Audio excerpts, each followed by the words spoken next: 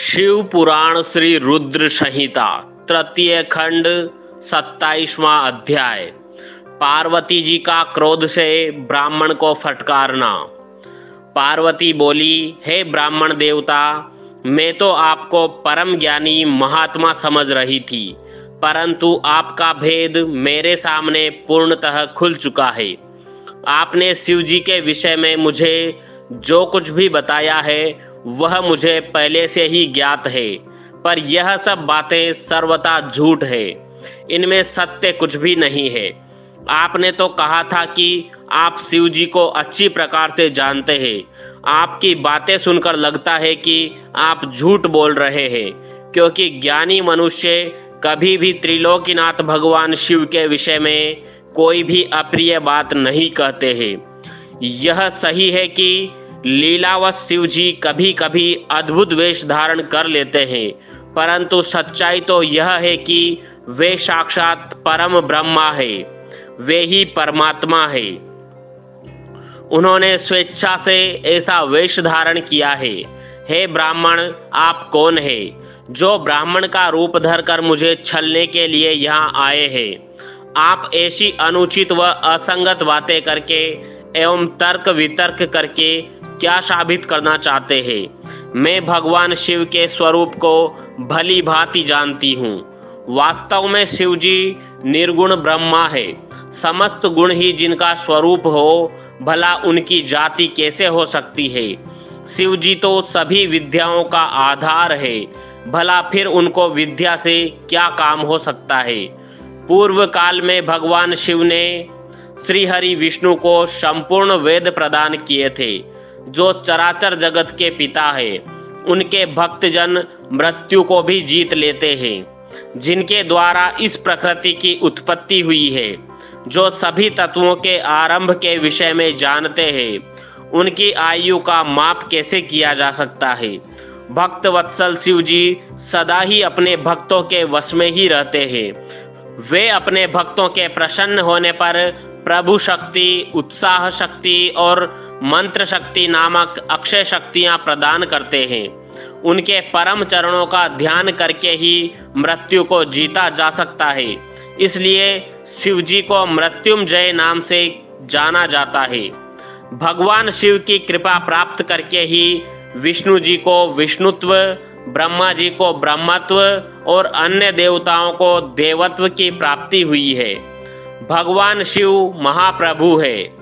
ऐसे कल्याणमयी भगवान शिव की आराधना करने से ऐसा कौन सा मनोरथ है जो सिद्ध नहीं हो सकता? उनकी सेवा न करने से मनुष्य 7 जन्मों तक दरिद्र होता है। वहीं दूसरी ओर उनका भक्ति पूर्वक पूजन करने से सदैव के लिए लक्ष्मी प्राप्ति होती है। भगवान शिव के समक्ष 8 सिद्धियां सिर झुकाकर इसलिए नृत्य करती है कि भगवान उनसे सदा संतुष्ट रहे। भला ऐसे भगवान शिव के लिए कोई भी वस्तु कैसे दुर्लभ हो सकती है? भगवान शिव का स्मरण करने से ही सबका मंगल होता है। इनकी पूजा के प्रभाव से ही उपासक की सभी कामनाएं सिद्ध हो जाती है। ऐसे निर्विकारी भगवान शिव में भला विकार कहाँ से और कैसे आ सकता है? जिस मनुष्य के मुख में सदैव शिव का मंगलकारी नाम रहता है, उसके दर्शन मात्र से ही सब पवित्र हो जाते हैं। आपने कहा था कि वे अपने शरीर पर चिता की भस्म लगाते हैं। यह पूर्णतया सत्य है, परंतु उनके शरीर पर लगी हुई यह भस्म जब जमीन पर गिरकर झड़ती है तो क्यों सभी देवता उस भस्म को अपने मस्तक पर लगाकर अपने को धन्य समझते हैं? अर्थात उनके स्पर्श मात्र से ही अपवित्र वस्तु भी पवित्र हो जाती है। भगवान शिव ही इस जगत के पालनकर्ता, सृष्टिकर्ता और संहारक है। भला उन्हें कैसे साधारण बुद्धि द्वारा जाना जा सकता है? उनके निर्गुण रूप को आप जैसे लोग कैसे जान सकते हैं? दुराचारी और पापी मनुष्य भगवान शिव के स्वरूप को नहीं समझ सकते।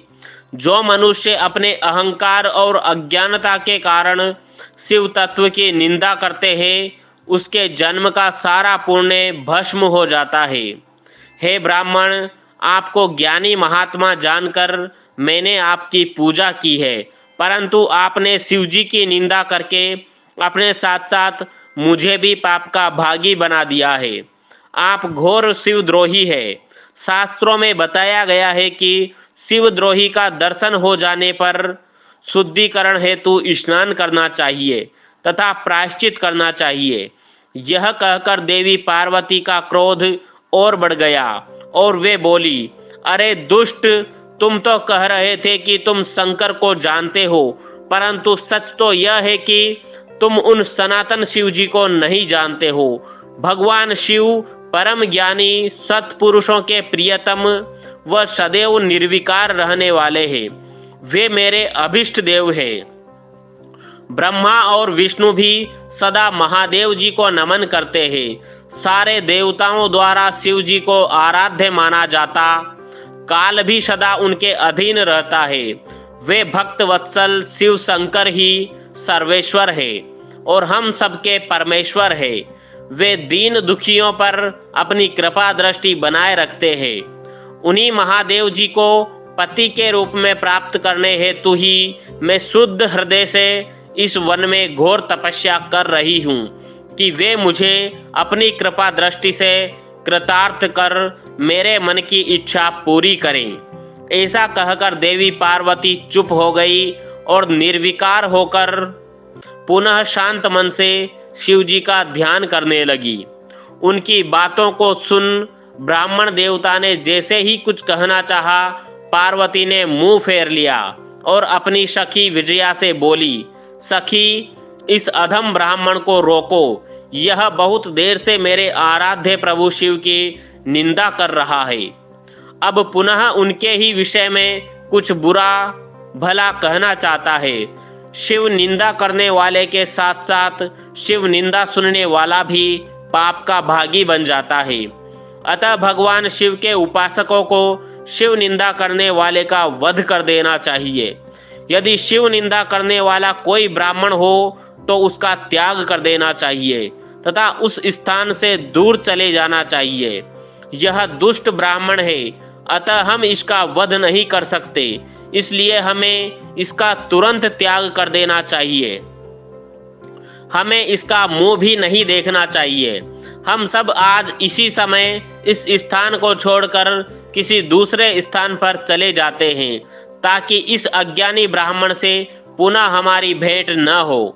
इस प्रकार कहकर देवी पार्वती ने जैसे ही कहीं और चले जाने के उद्देश्य से अपना पैर आगे बढ़ाया, वैसे ही भगवान शिव अपने साक्षात रूप में उनके सामने प्रकट हो गए।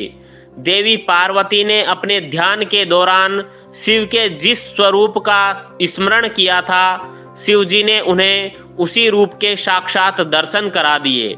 साक्षात भगवान शिव शंकर को इस तरह अनायास ही अपने सामने पाकर गिरिराज नंदिनी पार्वती का सिर शर्म से झुक गया। तब भगवान शिव देवी पार्वती से बोले, हे प्रिय, आप मुझे यहाँ अकेला छोड़कर कहाँ जा रही है? देवी, मैं आपकी इस कठोर तपस्या से अत्यंत प्रसन्न हुआ हूँ। मैंने सभी देवताओं एवं ऋषि मुनियों से आपकी तपस्या और दृढ़ निश्चय की प्रशंसा सुनी है, इसलिए आपकी परीक्षा लेने की ठानकर मैं आपके सामने चला आया हूँ। अब आप मुझसे कुछ भी मांग सकती है, क्योंकि मैं जान चुका हूँ आप अप्रतिम सौंदर्य की प्रतिमा होने के साथ साथ ज्ञान, बुद्धि और विवेक का अनूठा संगम है। आज आपने अपने उत्तम भक्ति भाव से मुझे अपना खरीदा हुआ दास बना दिया है। सुस्थिर चित्त वाली देवी गिरिजा, मैं जान गया हूँ कि आप ही मेरी सनातन पत्नी है। मैंने अनेकों प्रकार से बार बार आपकी परीक्षा ली है। हे देवी, मेरे इस अपराध को आप क्षमा कर दें। हे शिवे, इन तीनों लोकों में आपके समान अनुरागिणी कोई न है, न थी और न ही कभी हो सकती है। मैं आपके अधीन हूँ। देवी, आपने मुझे पति बनाने का उद्देश्य मन में लेकर ही यह कठिन तपस्या की है, अतः आपकी इस इच्छा को पूरा करना मेरा धर्म है। देवी, मैं शीघ्र ही आपका पाणी ग्रहण कर आपको अपने साथ कैलाश पर्वत पर ले जाऊंगा। देवाधिदेव महादेव के इन वचनों को सुनकर गिरिराज नंदिनी पार्वती के आनंद की कोई सीमा नहीं रही। वे अत्यंत प्रसन्न हुई। हर्षातिरेक से उनका तपस्या करते हुए सारा कष्ट पल में ही दूर हो गया। उनकी सारी थकावट तुरंत ही दूर हो गई। पार्वती अपनी तपस्या की सफलता और त्रिलोकीनाथ भक्त वत्सल महादेव के साक्षात दर्शन पाकर कृतार्थ हो गई और उनके सभी दुख क्लेश पल भर में ही दूर हो गए। यह अध्याय यहीं समाप्त होता है। अगला अध्याय सुनने के लिए हमारे चैनल को सब्सक्राइब करना ना भूलें। धन्यवाद। ओम नमः शिवाय।